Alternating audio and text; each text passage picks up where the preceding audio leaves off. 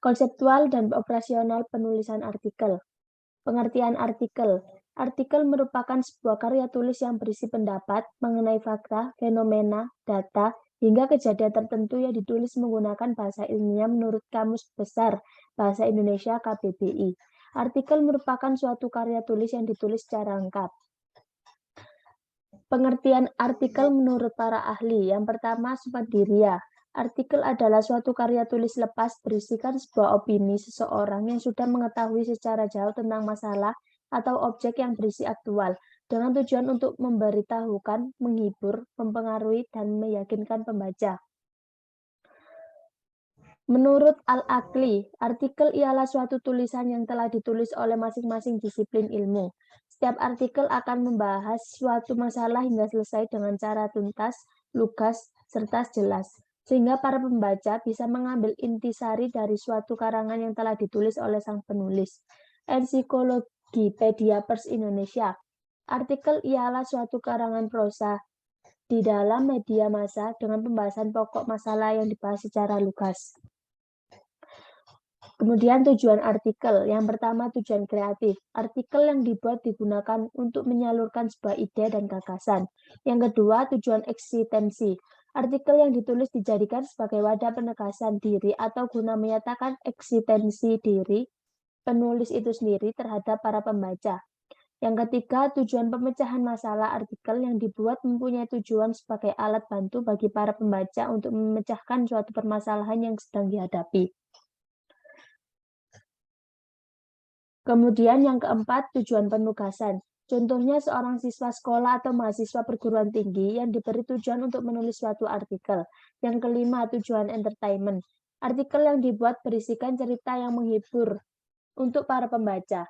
Yang keenam, tujuan informasi. Artikel yang dibuat semata-mata hanya untuk memberikan informasi terhadap para pembaca tentang suatu hal. Yang ketujuh, tujuan persuasi atau membujuk. Artikel 1 ini bertujuan untuk mengulas sesuatu yang di dalamnya mengandung kalimat bujukan untuk pembaca agar mau melakukan suatu hal. Kemudian ciri-ciri artikel. Tulisannya singkat, padat, jelas, dan pembahasannya lengkap secara tuntas. Yang kedua, sumbernya berasal dari fakta yang ada. Yang ketiga, bersifat faktual sesuai dengan data-data yang diketahui oleh si pengarang atau penulis. Yang keempat, isi yang disampaikan sesuai dengan fakta yang didapat dari narasumber dan bukan dari pemikiran penulis. Yang kelima, isinya bisa berupa pemaparan biografi tokoh, kisah-kisah perjalanan, argumentasi, peristiwa, atau hal fakta lainnya. Kemudian yang keenam, gagasan atau topiknya harus menyesuaikan dengan kebutuhan pembaca atau masyarakat umum. Kemudian akan dilanjutkan oleh rekan saya.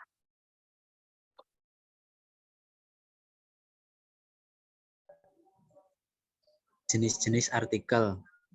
1. Artikel narasi. Artikel narasi merupakan jenis artikel yang isinya menceritakan tentang rangkaian peristiwa secara sistematis, mulai dari awal, tengah, hingga akhir. Di dalam narasi terdapat tokoh, konflik, dan penyelesaian. Contoh artikel narasi adalah autobiografi, biografi, dan kisah pengalaman. Yang kedua, artikel deskripsi. Sesuai namanya, artikel deskripsi adalah jenis artikel berupa karangan atau menggambarkan suatu hal kepada pembaca. Dengan begitu, pembaca seolah-olah bisa merasakan, melihat, dan mendengar isi dari deskripsi tersebut. Yang ketiga, artikel eksposisi. Artikel eksposisi merupakan jenis artikel yang isinya menjelaskan atau memberikan informasi tentang suatu topik yang tujuannya untuk menambah wawasan pembacanya. Artikel eksposisi umumnya dilengkapi gambar, grafik, dan informasi pendukung lainnya. Langkah-langkah menulis artikel. 1. Menentukan ide. 2. Menetapkan angle. 3. Mengumpulkan bahan tulisan. 4. Kerangka tulisan. 5. Menulis. 6. Editing. 7. Publikasi. Struktur artikel. 1. Tesis merupakan pendapat dan opini umum yang meliputi pengenalan isu, masalah, atau pandangan penulis secara umum mengenai topik yang akan dibahas dalam artikel. Yang kedua, rangkaian argumen berupa sejumlah pendapat, opini, atau argumen penulis sebagai penjelasan atau tesis yang dikemukakan. Bagian ini juga biasanya diperkuat oleh fakta dan data yang digunakan untuk menvalidasi argumen. Yang ketiga, penegasan ulang merupakan perumusan kembali secara ringkas mengenai tesis dan fakta yang telah disampaikan. Bagian ini juga dapat memuat rekomendasi berupa solusi konkret dari penulis. Kaidah kebahasaan artikel. 1. Menggunakan kata-kata denotatif, yakni kata yang bermakna sebenarnya. Kata itu tidak bermakna hal lain ataupun dilebih-lebihkan. Maknanya seperti kata konotatif. Namun sebagian artikel juga akan menggunakan kata konotatif untuk memperindah dan mempopulerkan tulisannya. Yang kedua, menggunakan kata-kata istilah atau kata teknis yang berkenaan dengan topik pembahasan. Contohnya, jika topik yang dibawakan mengenai kesehatan mereka, maka istilah teknis yang digunakan adalah virus, bakteri, pola makan, suhu tubuh, dan sebagainya. Yang ketiga, menggunakan kata-kata persuasif seperti sebaiknya, hendaklah, sebaiknya, harus, perlu, selain itu. Yang keempat, banyak menggunakan konjungsi yang menunjukkan hubungan argumentasi atau kausalitas.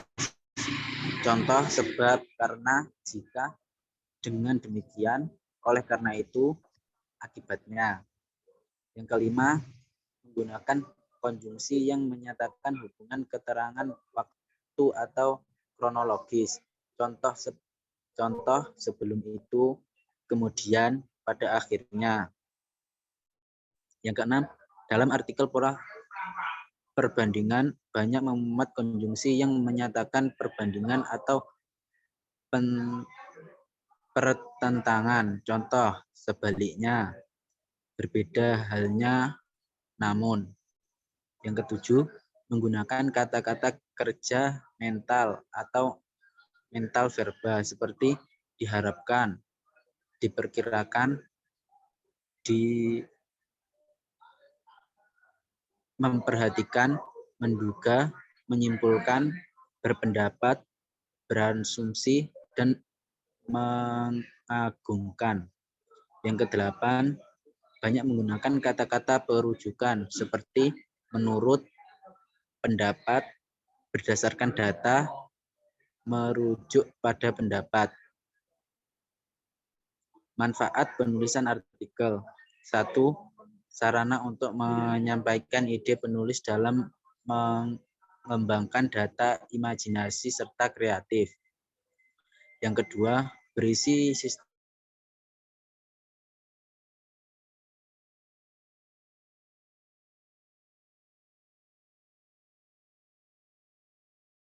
menguasai kompetisi menulis yang harus dicapai.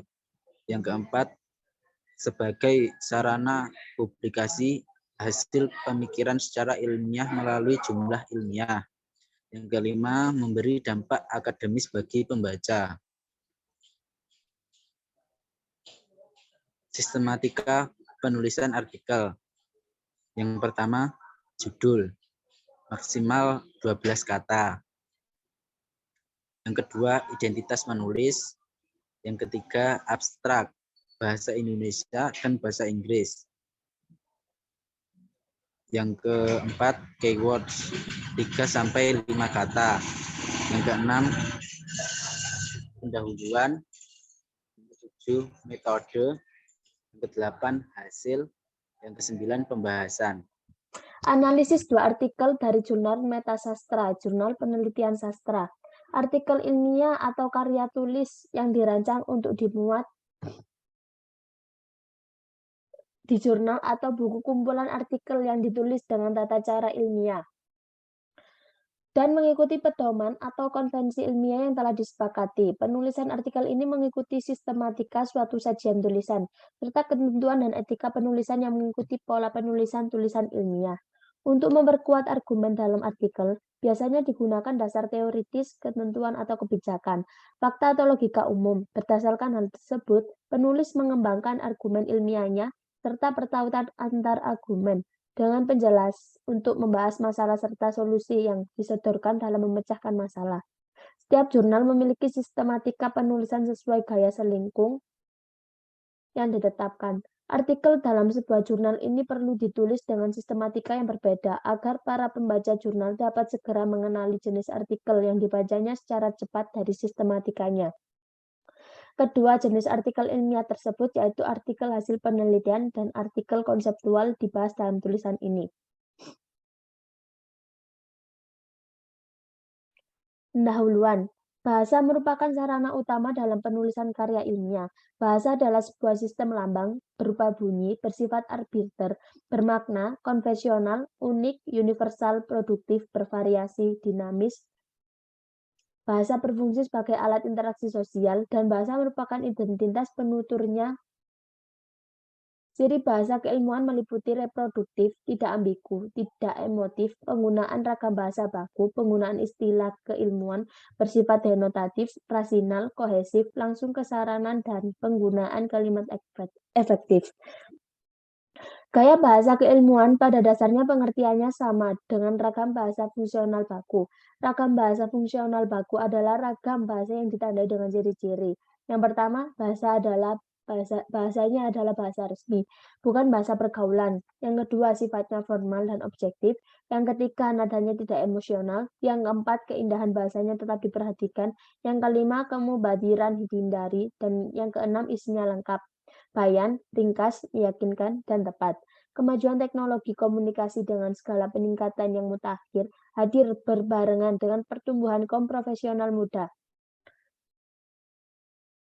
Bahasa sastra merupakan bahasa keindahan yang memberikan pengetahuan terhadap gaya pribadi penyumbang naskah dengan gaya selingkung yang dianut oleh berkalanya.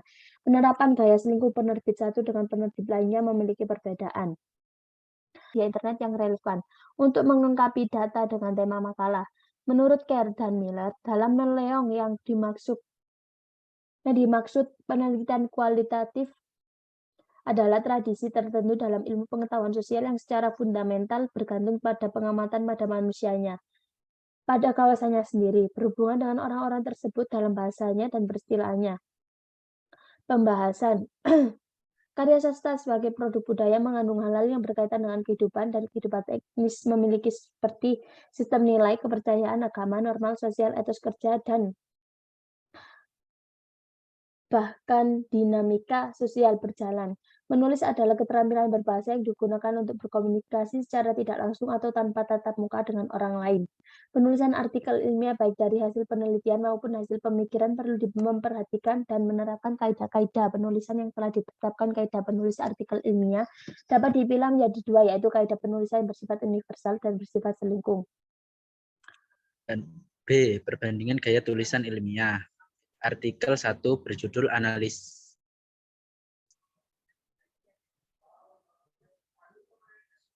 Artikel 1 berjudul Analisis Intelektual Puisi, Dongeng Sebelum Tidur, karya Gunawan Muhammad. B. Identitas penulis. Susri Inarti, Program Studi Pendidikan Bahasa Indonesia, Sekolah Warsa Sarjana UPI Bandung. Jalan Dr.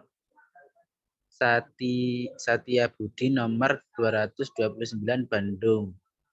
Telepon 085 222 979 955. C. Abstrak. Tujuan penelitian ini adalah membandingkan puisi Dongeng Sebelum Tidur karya Gunawan Muhammad.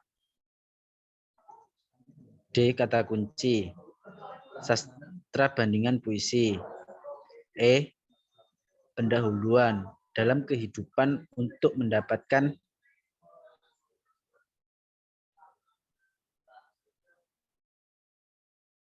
kebaikan. F. Kajian teori. Pengkajian sastra ilmiah penyelidikan atau penelitian dengan menelaah suatu karya sastra.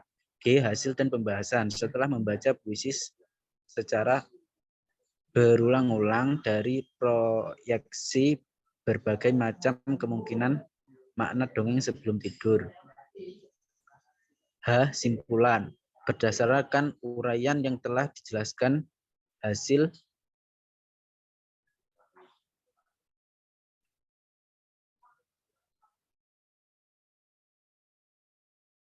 analisis puisi dongeng sebelum tidur karya Gunawan Muhammad dengan pendekatan objektif. I. Daftar pustaka Aminuddin 2000. Penggunaan bahasa. A. Bahasa yang digunakan ambigu. B. Menggunakan bahasa baku dan ejaan kata, kalimat, dan paragraf. C. Penggunaan istilah keilmuan. D. Ada kohensi antar kalimat pada setiap paragraf. Notasi ilmiah. Kutipan tidak langsung. Haktin Ratna 2011 177 menjelaskan bahwa subjek kreator mencipta bukan semata-mata atas dasar kesadaran psikologis, melainkan juga didorong oleh kemauan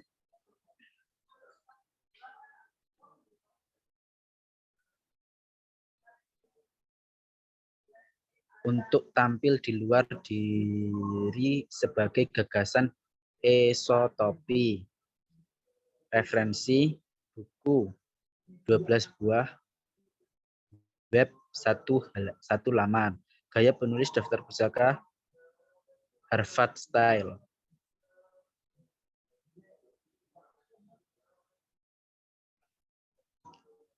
Artikel 2. Struktur. A. Judul artikel representasi naga pada tokoh perempuan dalam novel Gelang Glok Naga. B. Identitas penulis Resti Nurfadilah, Balai Bahasa Provinsi Jawa Barat, Jalan Sumbawa, nomor 11 Bandung. C. Abstrak. Novel Gelang Glok Naga mengungkapkan representasi keanggunan naga pada serangkaian tokoh perempuan. D. Kata kunci naga perempuan Cina gelang representasi. E. Pendahuluan. Seperti pada budaya lain di berbagai belahan bumi, budaya Cina. F. Kajian teori. Hasil berpendapat bahwa representasi adalah produksi makna. G. Hasil dan pembahasan. Representasi naga dalam novel Gelang Glok Naga tersebut dilakukan dalam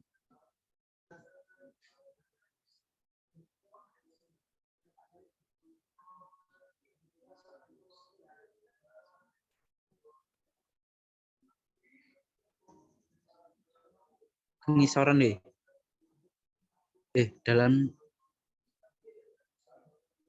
dalam tataran. H. Simpulan. Representasi naga dalam novel Gelang Glok Naga terdapat baik pada ciri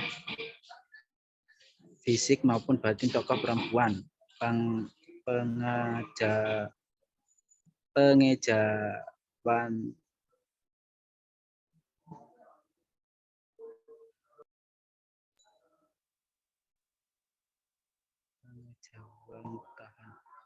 Pengejawantahan naga dalam tokoh.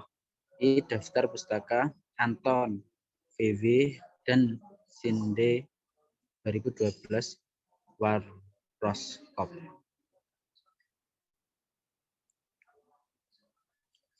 Penggunaan bahasa. A. Lebih banyak menggunakan kalimat subjektif. B. Ada kohensi antar kalimat pada setiap paragraf. Notasi ilmiah. kutipan langsung budaya Cina mengenai 12 jenis hewan yang dianggap memiliki karakteristik khas sehingga diangkat menjadi lambang shio atau peruntungan, yaitu tikus, kerbau, macan, kelinci, naga, ular, kuda, kambing, monyet, ayam, anjing, dan babi. Mini Balanar 2012. Kutipan tidak langsung, Hal berpendapat bahwa representasi adalah produksi makna dari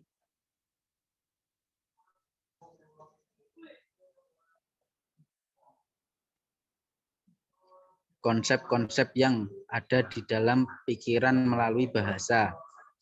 Referensi, buku 9 buah, web 2 laman. Gaya penulisan daftar pusaka, Harvard Style. Simpulan,